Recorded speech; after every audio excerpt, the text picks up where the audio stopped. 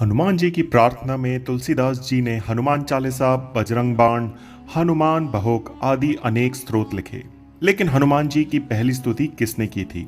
तुलसीदास जी के पहले भी कई संतों और साधुओं ने हनुमान जी की श्रद्धा में स्तुति लिखी है।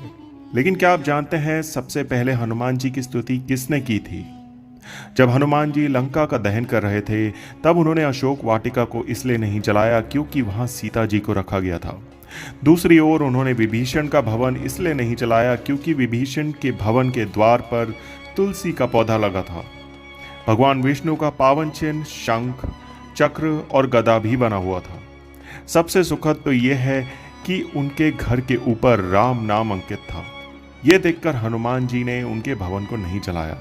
विभीषण के शरण याचना करने पर सुग्रीव ने श्री राम से उसे शत्रु का भाई व दुष्ट बताकर उनके प्रति आशंका प्रकट की और उसे पकड़कर दंड देने का सुझाव दिया। हनुमान जी ने उन्हें दुष्ट की बजाय शिष्ट बताकर शरणागति देने की वकालत की।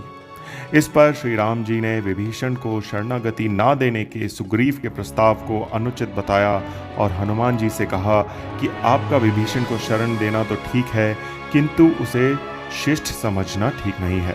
इस पर श्री हनुमान जी ने कहा कि तुम लोग विभीषण को ही देखकर अपना विचार प्रकट कर रहे हो, मेरी ओर से भी तो देखो मैं क्यों और क्या चाहता हूँ। फिर कुछ देर हनुमान जी ने रुककर कहा, जो एक बार विनीत भाव से मेरी शरण की याचना करता है और कहता है मैं तेरा हूँ, उसे मैं अभय दयाएं प्रदान करता हूँ। ये मेरा व्रत है, इसलिए विभीषण को अवश्य शरण दी जानी चाहिए। इंद्रादि देवताओं के बाद धरती पर सर्वप्रथम विभीषण ने ही हनुमान जी की शरण लेकर उनकी स्तुति की थी।